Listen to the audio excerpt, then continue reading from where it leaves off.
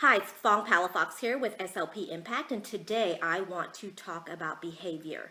Now, we know that behavior is communication, or in our case, as speech-language pathologists, it's lack of a communication system. Now, this afternoon, I'm not going to dive into those topics, but I do want to bring up three important considerations for working alongside our students and our clients with behavioral needs.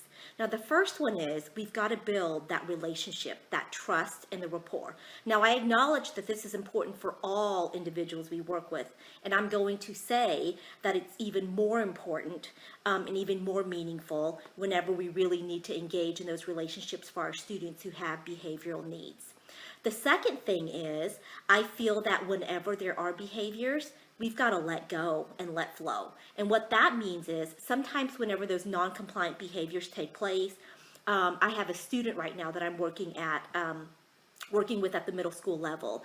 And while we're walking back to our speech and language classroom, he is banging on the lockers. Sometimes he may fall to the floor. And honestly, as long as he does not hurt himself and individuals around him, I let it go. Going back to that first consideration, that trust and that rapport, I'm going to do whatever it takes to maintain that because it's very important.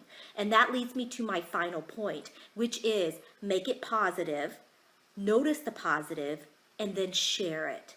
So for this same student, following one session when we had great conversational skills, which is what he's working on, whenever he answered questions that were higher level thinking questions beautifully, in that moment I said, hey, I'm going to call your mom and share all the awesome things that you did today in speech. So I picked up the phone, I called mom, and truth be told, whenever I do this, most parents are like, what did he do? What did she say?